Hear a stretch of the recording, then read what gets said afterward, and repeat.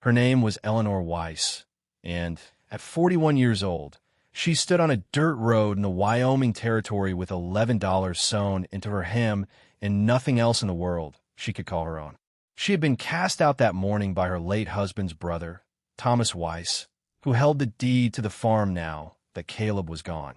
and who told her plainly that a widow with no children to work the land was a mouth he would not feed through winter. She walked 4 miles into the town of Larkspur Hollow with a carpet bag and a shawl, and when she reached the courthouse steps, she found the county was auctioning off a derelict building nobody wanted. The old Telegraph office, shuttered for 11 years, its windows boarded, its roof sagging like a tired old horse. She bid the only sum she had to spare, $4.50, and the auctioneer laughed before he took her money, because everyone in Larkspur Hollow knew that building was worthless, cursed even, ever since the operator who ran it vanished one winter night without a word. She carried the key home in her fist like it might dissolve, foolish, penniless, and utterly alone. But sealed above the rafters of that ruined little office was something that no one in Larkspur Hollow had seen in over a decade, something that would not only change the shape of Eleanor's life, but would quietly,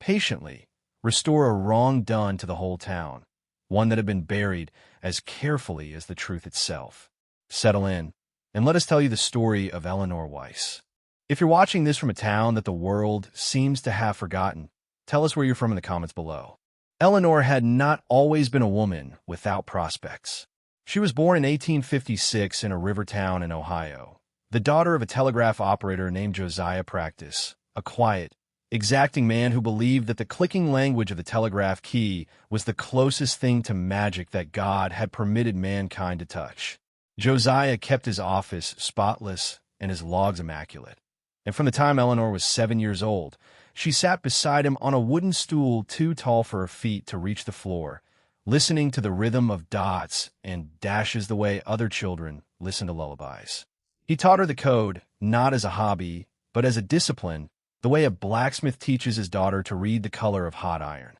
A message means nothing if it is sent carelessly, he told her once, tapping the brass key with 2 fingers, because somewhere on the other end, a person is waiting on your honesty. Eleanor absorbed that lesson so completely that it became less a rule and more a shape to her character. She learned to send flawless code by the age of 12, faster than boys twice her age, and though her mother worried it was no fit trade for a young lady, her father only smiled and said the wires did not care what a person wore, only what a person said. When Josiah died of fever in 1874, 18-year-old Eleanor took over his office for nearly a year before the railroad company replaced her with a man half as skilled, simply because he was a man. She did not fight it,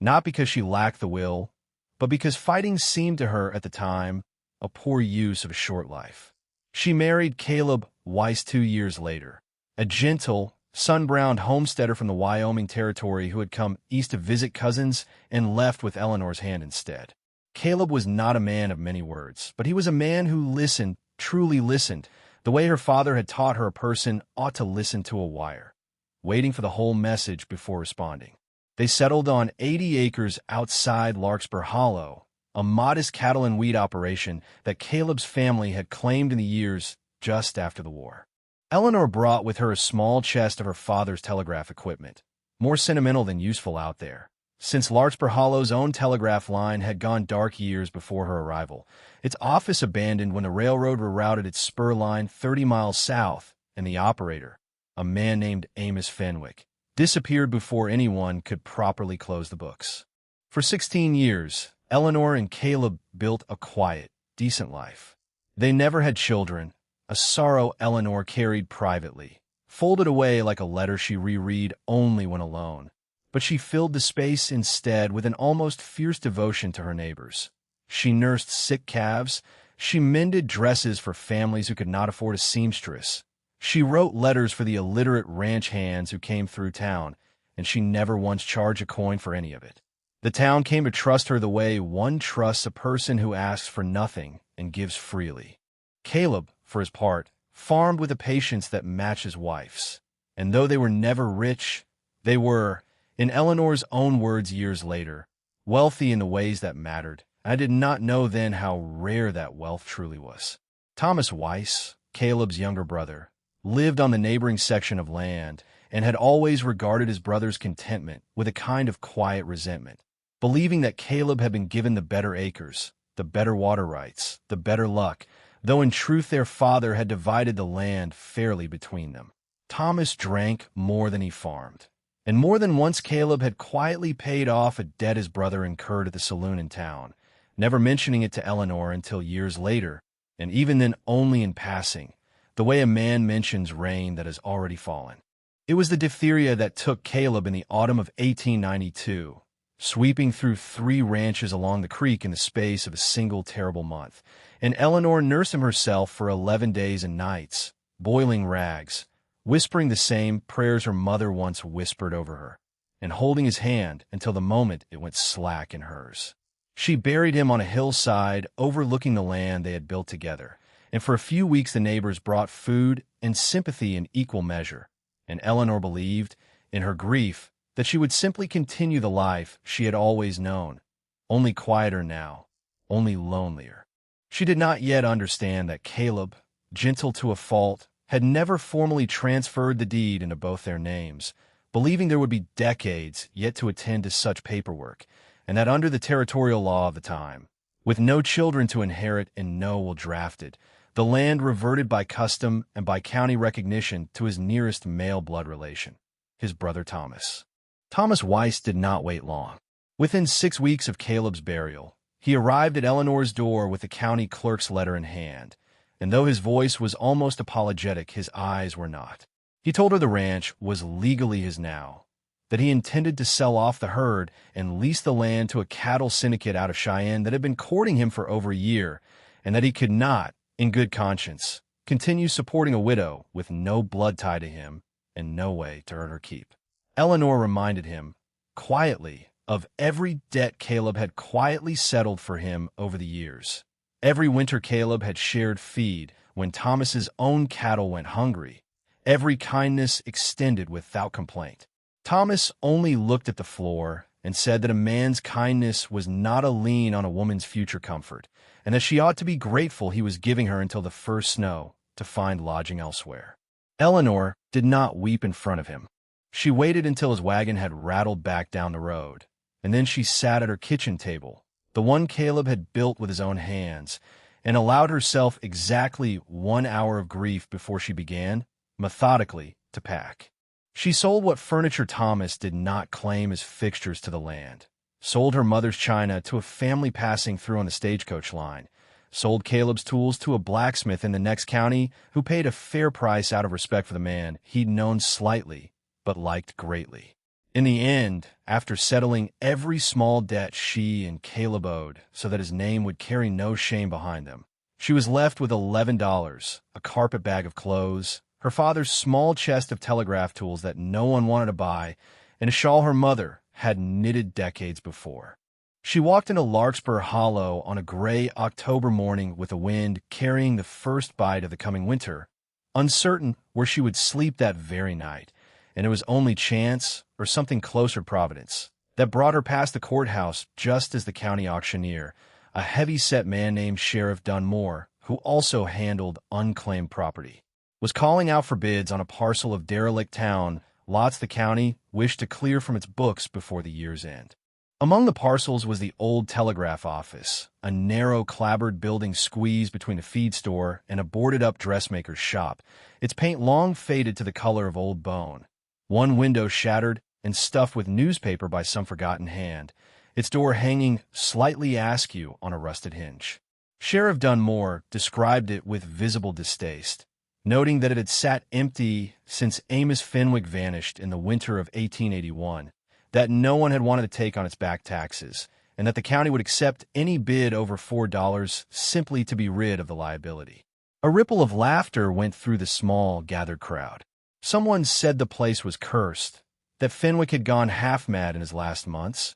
muttering about wires that spoke to him in the night, and that decent folk gave the building a wide path even now. Eleanor thought of her father's steady hands on a telegraph key, of the small chest of tools she still carried, useless as it seemed, and before she had fully decided to speak, she heard her own voice offer $4.50. The crowd's laughter turned out right, and even Sheriff Dunmore chuckled as he took her coin, remarking that she'd bought herself a haunted henhouse for the price of a good coat. Eleanor did not laugh. She took the key, thanked him with more dignity than the moment seemed to warrant, and walked to her new, ruined property with the distinct feeling that she had just done something either very foolish or very important, though she could not yet say which. The inside of the Telegraph office smelled of dust and mouse nests and the particular staleness of a room that has not felt fresh air in over a decade. Eleanor stood in the doorway for a long moment before she stepped inside,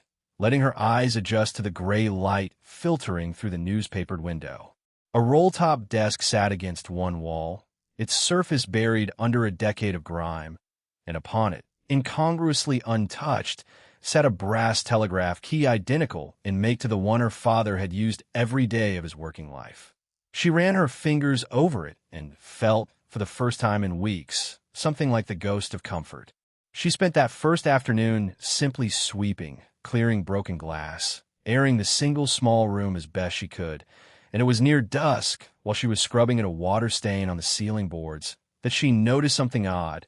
a seam in the planking above the desk, too straight and too deliberate to be the work of settling wood or a leaking roof. She fetched Caleb's old claw hammer from her carpet bag, climbed onto the desk itself, and pried gently at the seam until a section of ceiling, no larger than a cellar door, swung downward on a hidden pair of leather hinges, releasing a soft fall of dust and the sharp, papery smell of something old and long sealed away. Eleanor climbed the desk further, holding her lamp aloft into the narrow crawl space above, and found herself looking into a shallow hatch compartment that had clearly been built with purpose and concealment both in mind, tucked between the office's low ceiling and its slightly higher false roof. Inside sat a tin dispatch box, its surface freckled with rust, and beside it a bundle of ledgers tied with a leather cord gone brittle with age. Her hands trembled slightly as she lifted the box down, more from the strangeness of the moment than any fear,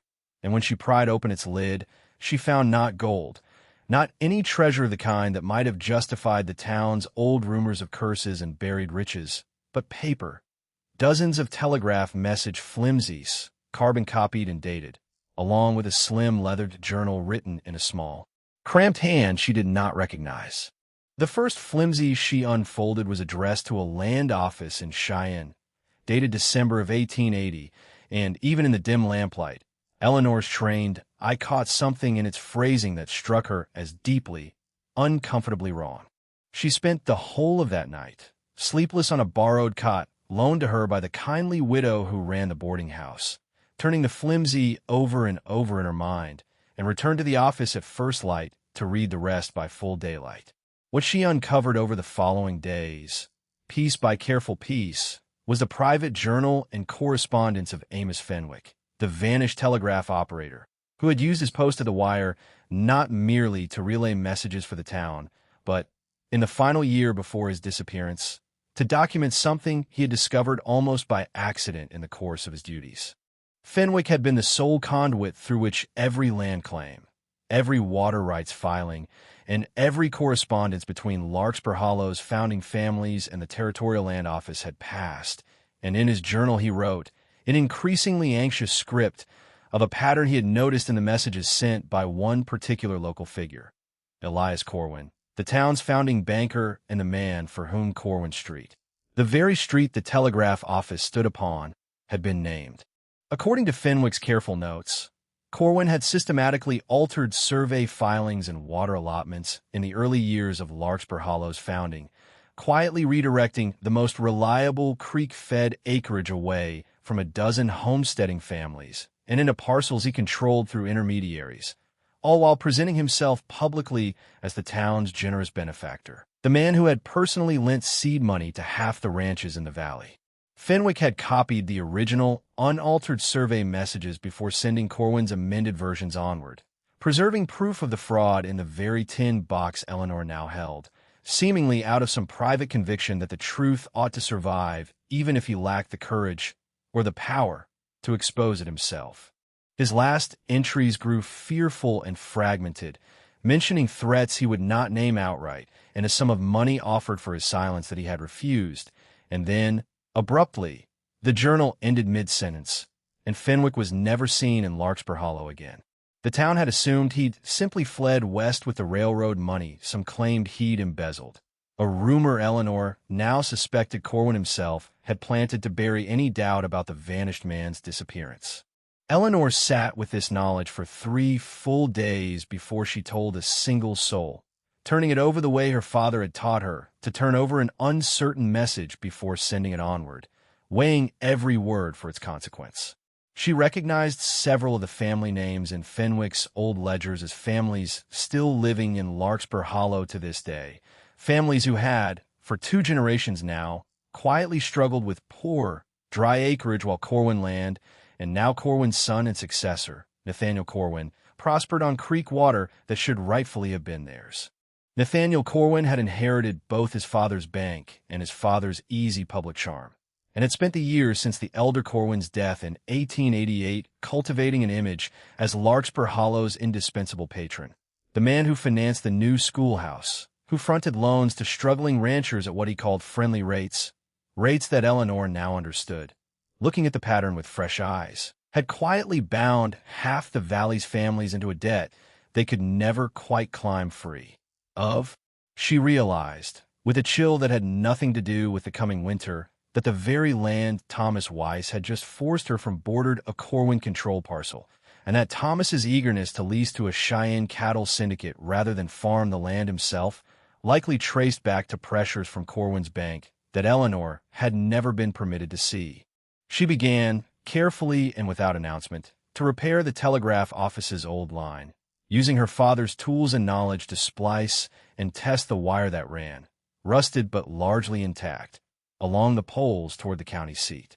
It took her nearly 2 weeks of patient, solitary labor, climbing poles in her petticoats with a rope and climbing spurs she'd bartered from the blacksmith, testing connections with the patience of a woman who had nothing left to lose and, for the first time in months, something worth doing. When at last she heard the faint, unmistakable click of a live line answering her key,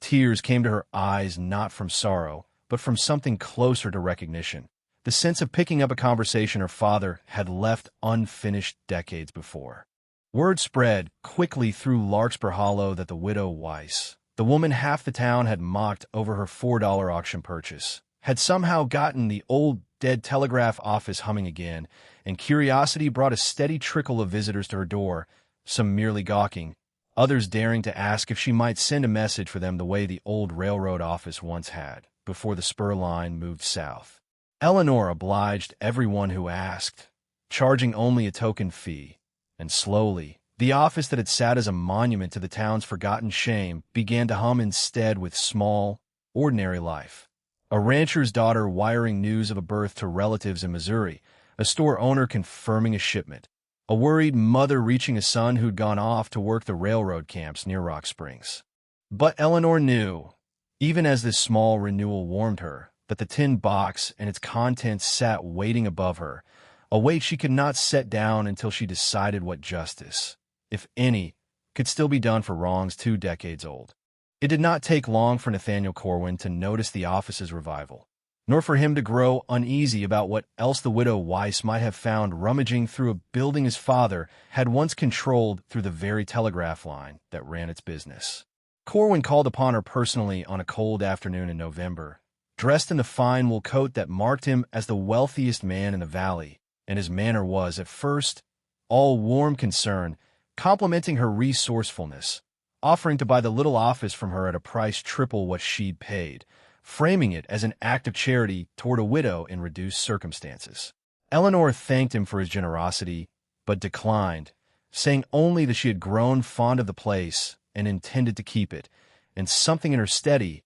unreadable calm seemed to unsettle him more than any accusation could have. He left with a tight smile and a warning, thinly veiled as friendly advice, that a woman alone ought to be careful about digging into old, settled business that was better left to rest. Within days, the pressure began in earnest. Eleanor found that the general store, which Corwin partially financed, suddenly could not extend her the small credit she'd relied upon for flour and coal oil. The county clerk, a nervous young man named Whitfield who owed his position to Corwin's recommendation, informed her that her back taxes on the Telegraph lot, previously overlooked for over a decade, were suddenly due in full within 30 days, a sum designed, transparently, to force her out. Thomas Weiss himself appeared at her door one evening,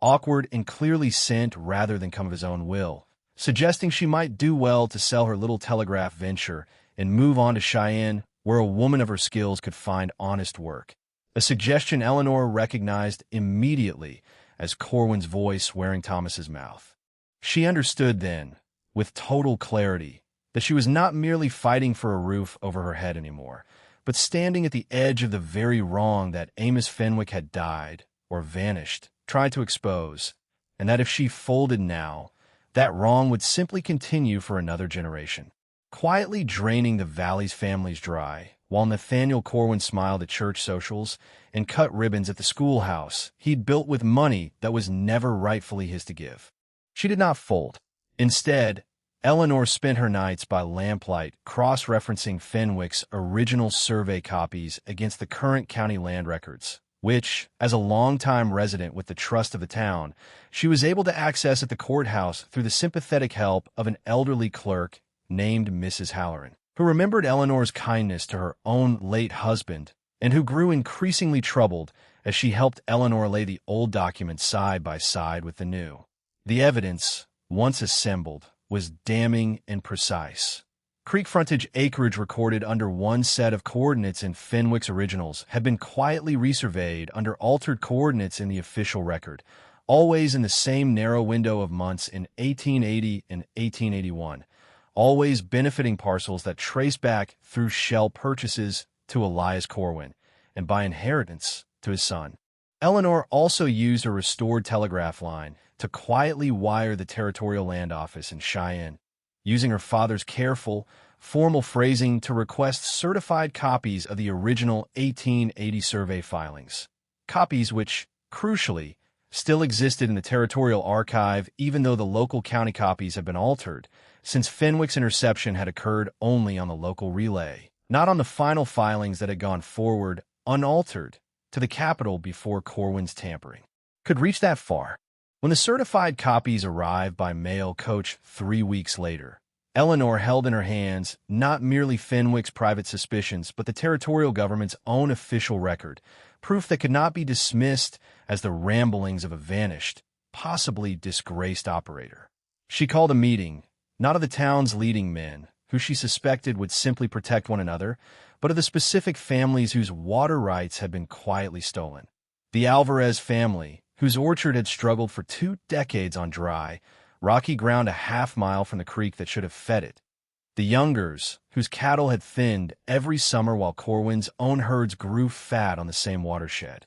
Old Ruth Callahan, whose husband had died, some said of a broken heart, after losing what he always insisted was rightfully his creekside pasture in a county ruling he never understood. Eleanor laid the documents before them in the newly cleared back room of her telegraph office, and she watched years of quiet, unspoken grievance finally take shape into something the families could hold in their hands and recognize as truth. The confrontation that followed was not the stuff of gunfights or courtroom dramatics that the town's younger folk might have hoped for, but something quieter and, in its way, more thorough. Eleanor and the assembled families brought the certified territorial documents to the county land commissioner in the seat town of Bridger Wells, alongside a formal notarized statement Eleanor herself drafted with the careful, precise language her father had drilled into her over every telegram she'd ever sent, a statement that left no room for interpretation or excuse.